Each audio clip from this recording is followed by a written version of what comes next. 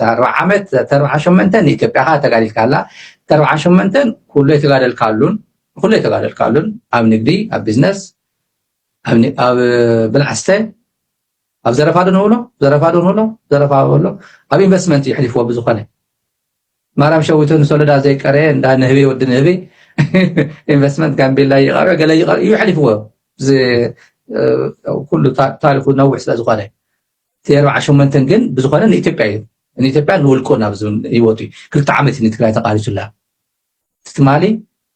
ኳሕቱ ተላ ትግራይ ተኻይዱ ፍሉይ ሓይል ትግራይ ተባሂሉ መወዳእቱ መስዋዕት ዝኸፈለ ወዲ ወረደን ማዕረ እዮም እንዲያም ወዲ ወረደስ ብድሕሪ መፂኳ ብጎና ጎኒ ብዙሕ ጥቕምታት ኣብ ጎኒ ዘለው ቤተሰቡ ገዛዕ ምዝዓውን ኣብ ሚልዮናት ናኸፈሉ ኣዲስ ኣበባ እውን ገዛ ገዚኦም ትግራይ ናይ ኣዲስ ኣበባ ገዝኡና ሸጠነ ትግራይ ይመፅእ ንሱ ግን ዓሙ ከዛሪምና ኣለዎ እዚ ሚድያ እዚ ናይ ቀረባ ብሕዳር ተዛሪምና እዚ ሚድያ እዚ ናይ ቀረባ ቤተሰቡ ናይ ግሉ ቤተሰቡ ኣዲስ ኣበባ በርዓን ገለ ሚልዮን ገዛ ሰብ ኣሎ ኢልና ኣብ ገዝኡ ዝነብር ሰብ ዘለና እንታይ ማለት እዩ እዚ ሰብ ደንጊፁ እዩ ይኸደሎ ሉዓላዊ ትግራይ ገለታት ዳበለ ነገራት ግን ናይ መቐለ ገዝኦም ናሸጡ ንሳሙራ ይኸዱ ንሱ ግን ኣዲስ ኣበባ ከይዱ ገዛ ይገዝእ ብቤተሰቡ ይኸውን ናብ ቀረባ ቤተሰቡ ይገዝእ ኣሎ ብሽሙ ይኮነ ግን ናይ ቀረባ ቤተሰቡ ይገዝእ ኣሎ እናበልና ዛረብ ነርና ብዚ ኣዋሬ ኣብ ሴቶች ኣደባባይ ዝበሃል ናይ ቀረባ ቤተሰብ ሕዝቡ ናይ ቀረባ ቤተሰቡ ኣዋሬ ካብቲ ኦቪድ ሪል ስቴት ዝበሃል ገዛ ተዋሂብዎ ኣሎ ናይ ቀረባ ቤተሰቡ ፐርሰናል ቤተሰቡ ኢልና ዛሪብና ሕዚ ማስማዕ ዘሎ ናይ ሃለቃ ፀጋይ በርሀ ዝነበረ ገዛ ኣምባሳደር ናይ ኢትዮጵያ ናይ መለስ ኣመኻርና ኣለዉ ገዛ ነይርዎም ኣዲስ ኣበባ ዝነበሮም ገዛስ ተንከራተተ ሕዚ ንወዲ ወረደ ክወሃቦ ተበይሉ ኣትይዎ ኣትወደ ፈለጥኩም ግን ንወዲ ወረደ ናይ ቀደም ሃለቃ ፀጋይ በርሀ ዝነበርዎ ናይ መለስ ኣመኻርና ኣለዉ ዝነበርዎ ገዛ ንወዲ ወረደ ክወሃቦስ ዓብይ ገዛ ስለ ዝኾነ ንኡ ተቢሉሉ ኢሎምና ኣሎ ናይ ብልፅግና ሰብ ስልጣን ዝነበሩና እዩ እዚ ምስ ኣትይዎ ኣትወን ክንሰምዕ ብካሊእ መንገዲ ድማ ካሊእ ኣብዚ ንእሽተይ ቁርፅ ናበልና ንከይድ ኤንወይ ኣነ ተቃሊሰልካ እየ ምስለኒ ኮይነ ተገዛ ኳስ ፀገም የብሉን ይብለና ኣሎ 50 ዓመት ተቃሊሰልካ ኤርን ዝገበርኩ ክብረለኒ ማንም ይቅጥጠለይ ማንም የስደለይ ዝበሎ ታንኪዩ ፈሪ ሰርቪ ንኣገልግሎትካ ይቀኒየልና ኢሉሲ ግን ብምስለኒ ንክንግዛእ ኮንካ ቆላ ተንቤንዶ ደደቢት ወሪድካ ኣነ ብምስለኒ ኣይግዛእን ተይልዎ ህዝቢ ትግራይሲ መሰሉ እዩ መሰሎም እዩ ክስታይ ምስታይ ምባል የለሉ ስልካ ማለት ሕፅር ቢልና ብዙሕ ከይተንውሓ እዚኣ ሕፅር ቢልካ ውድብ ህዝባዊ ወያነ ሓርነት ትግራይ ኣብ ዓለም ለኻውን ከባቢያውን ጉዳያት ብምስታይን ኣብ ውሽጢ እቲ ውድብ ዝተፈጠረ ፀገም ንምፍታሕ በብመድረኹ ሰፋሕቲ መድረኻት ብዕምቆት ከም ዝሰተየ ሓላፊት ቤት ፅሕፈት ህዝባዊ ወያነ ሓርነት ትግራይ ወይዘሮ ፈትለወርቅ ገብረእግዚኣብሔር ገሊፀን ብፍላይ ውድብ ህዝባዊ ወያነ ሓርነት ትግራይ ካብ ላዕለዋይ መሪሕነት ክስካብ ኣባላቱ ገምጋምን ምይጣትን ብምክያድ ፀገም ህዝቢ ትግራይ ንምፍታሕ ብትኩረት እናሰርሐ ከም ዘሎ ሓቢረን ከም ውድብ ዘጋጠመና ፀገም ብዴሞክራሲያዊ መንገዲ ተማይጥናን ተራዳዲእና ንፈትሕ እምበር ከም ኣብ ካልኦት ዝተፈላለዩ ውድባት ዝረአ ናብ ዘየድሊ ነገር ዘየምርሕ ውድብ ከም ዝኾነ ብተግባር ርኢና ኢና ማለት እዩ ዝኾነ ፈላለያት ከጋጥም ይኽእል እዩ ንቡሪ ከምኦም ዝመሰሉ ዝተፈላለዩ ተሓሳስባታት ርኣያታት ድልየታት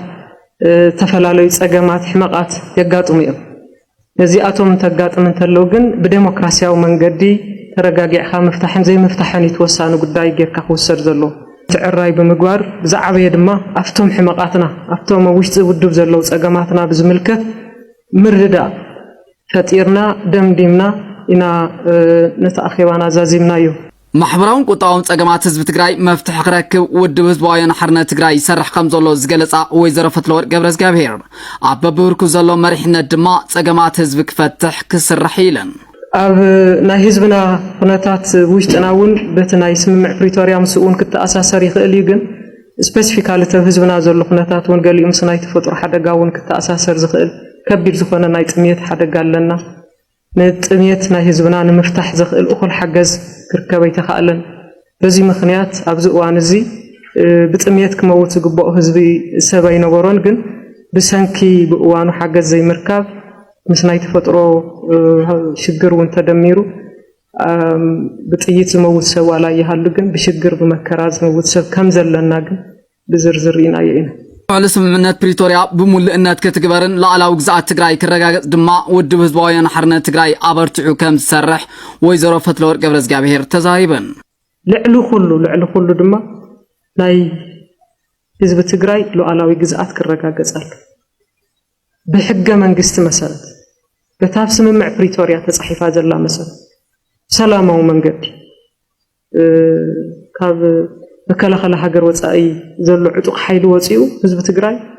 بتا حجة من قست فقدلو لو على وجزات كرجع جزال استفتحتي وررت زلو حزبنا نصح وصل أتود قبل علوي مريحنا حواحت جميرو كسكاب أولاس جمرو مدرخ دما ناب حزب وريدو ذاته خمس جبر ويزرو فتل ورق حبيرن حزبنا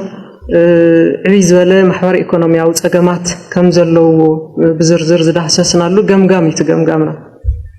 بوليتيكا وخناتنا بزملكاتون كلها مسألة مسمر رجع تأساسيرهم كلا على زجبهم قدات ملكاتون تهزبي بسلام آتي بسلام نموت أزخولو نايوشتو ناي سلام تأمر رجع بزملكاتون صفح زولو تجمعات كم زلوا زرقنا اللخناتات اللو مالتي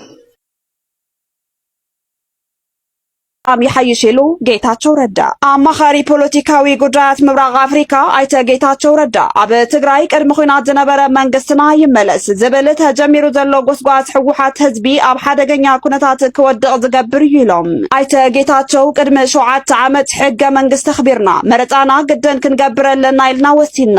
ኣካይድና ኣብ ዝበልሉ ጽሑፎም መረፃ ካብ 5 ዓመት ከይሓልፍ ሕገ መንግስት ስለ ዝኽልክል ኢልና መረፃ ክነካይድ ወሲና ነርና ኣብቱ ሳነ ኣነውን ተሳቲፈ በልሞ ድሕሪው ዝተፈጠረ ህዝብ ኣዳም ዝፈልጠዩ በቲ ዝተፈጠረ ፀገም ሕዝውን ከም ህዝቢ ኣበይ ከም ዘለና ይፍለጥ እዩ ብምባል ኣብ ልዕሊ ህዝቢ ትግራይ ዝተኣወጀ ልፈንታዊ ፅንተት ተስዒቡ ገጢሙ ዘሎ ፖለቲካዊ ማሕበራውን ቁጠባውን ስነ ልቦናውን በሰላ ብምዝኽኻር ኣብዚ እዋን ናይ ባዕሉ ኣጀንዳ ኣብ ምንዳይ ዝተጻመደ ሕወሓት ንህዝቢ ናብ ቅድሚ ኩናት ዝነበረና መንግስትነት ንመለስ ዝብል ጎስጓስ ጀሚሩ ድሮኳ ኣብ ከተማ ሸራሮ ብዕሊ መድረኽ ተጀሚሩ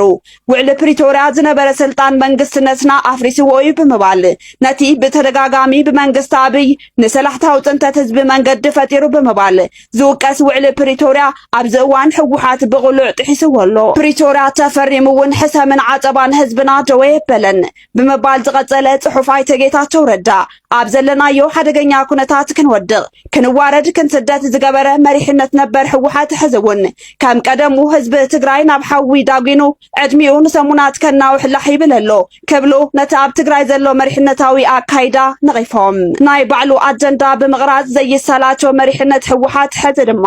መንግስትና ይመለስ ብዝብል ዝተጀመረ መበል ሜት ዙር ዕብዳን የካይደሎ ብምባል ተደጋጋሚ ጥፋት ህዝቢ ይመርሕ መንባሩ ኣነፂሮም አይተ ጌታቸው ረዳ እቲ ዝበሃል ዘሎ ምምላስ መንግስትነት ናብ ቅድመ ኩናት ልዕሊ 7 ዓመት ገይሩ እናሃለወ መረፃ መበል 50 ዓመት መስከረም 25 እንተሓሊፋ ሕገ መንግስቲ ተጣሒሱ እሞ መንግስት ዝበሃል ኣይፍለጥን ዝበለ ጉጅለ ሕወሓት ሕዚ ድማ 7 ዓመት ብህዝቢ ተመሪፀ ናብ ስልጣነይ ክምለስ ማለት ነቲ ህዝቢ ጉዕዞ ፅንተት ካብ ጀመርኩስ ባዕለይ መለየ ከጽድፈኩም ዝብል ትርጉም ዘለዎ ካይዳ እዩ ክብሉ ንኣካይዳ ሕወሓት ኣጉሊሆም እቶም ብሕወሓትነቶም ዝፍለጡን ብመልሓስቲ ውድብ ኮይኖም ንዓመታት ዘገልገሉ አይተ ጌታቸው ረዳ ሕወሓት ህዝቢ ናብ ደልሃመት ዘእቱ ጸማም መሪሕነት ተመሊሱ መለየ ከጥፈኩም ይብለና ኣሎ ብምባል ክርቢታዊ ሃልሃልታ ቃላት አንጸባሪቆም ኣብ ልዕሊ ሕወሓት አይተ ጌታቸው ቀጺሎም መራሕቲ ዝጉጅለ ጽሉላትዮም ብምባል ተለዋጥ ባህሪ እቲ ስርዓት ብምሕባር ዝሰምዖም እንተረኺቦም ዘይገብርዎ ሕማቕ የለን ክብሉ ድማ ንሕማቕ መሪሕነት ሕወሓት ኣስሚሮምሉ እቲ ሕዚ ሕወሓት ዝኸደ ዘሎ ቅድሚ ኩናት ዝነበረ መንግስትነት ይመለስ ኣጀንዳ ስርዓት ሻዕብያ ይሰምዖም ይህሉ ምኽንያቱ ስለዝጠቅም ክብሉ ዝገለጹ አይተ ጌታቸው እቲ ምምላስ መንግስትነት ሕወሓት ናብ ቅድሚ ኩናት ንህዝቢ ትግራይ ዘይኮነስ ንስርዓት ሻዕብያ ክበሃል ዝተሃቀነ ካይዳ ምዃኑ አንጸባሪቆም ጉጅለ ሕወሓት ባእሶም ምስ ታደሰ ድዩ ምስ መንደኾንስ ብዘይገድስ ከም ኣነ ደብረጽዮን ካብ ዝመርሖ ኩናት ታደሰ ዘውየሎ ሰላም ይሕሸኒ ክብሉ ኣብ መራኸቢ ሓፋሽ ኣብ ዝጠቅዕዎ ጽሑፍ ገሊጾም ኣብ ትግራይ ኣብ መንጎ ፖለቲካዊ ቅልውላውን ማሕበራዊ ምብትታንን ኣጋጢሙ ከምዘሎ ተፈሊጡ ሚያዝያ 7 2018 ዓ.ም ትግራይ ድሕሪ ዘስካሕክሕ ኩናት ናብ ዝሓሸ ሰላምን ዳግመ ህንፀትን ከተሰጋገር ትፅቢት እኳ እንተተገበረ ኣብዚ ሕዚ እዋን ግን ኣብ ታሪኻ ተራዩ ብዘይፈልጥ መንገዲ ፖለቲካዊ ምስሕሓብ ማሕበራዊ ምብትታንን ስጋት ድሕንነትን ጥሒላ ትርከብ እቲ كم حدشتي تلبامرتي كن الله مدحز تقصي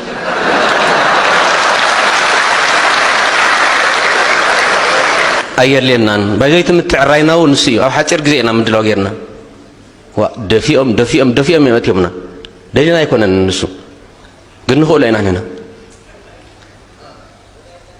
أو حتى رجعنا تداينا ويجوز كله ذوات أو تزدورو أي لكان يالت زجاجنا من نسنا شو تزجاجت مال جميرة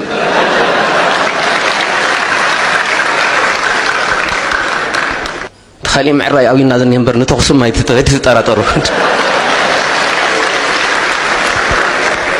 أو يكون نتساقمنا بسرو أو سقط يكون نكتون نزلنا أفتم كالوت نتحقاقز أفتم زي لمرنا يوم أفتم ملينا زي فتحنا يوم نبل نبر ناي توصل يكون بسرو أو يتبل كم زي قرنا كم زي سرحنا ونحن كلهم قبرون خيلنا بحيل نطوين كله اللوزي اللي كله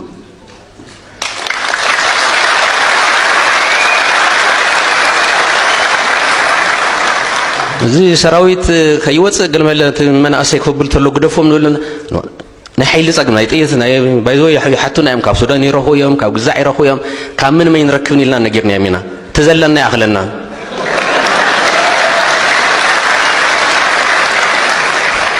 ولا تنسوير واربرت أما عرارنا وسيتها هون قبرنا خيلنا توانا تايمسيلكم برتي هون سبيب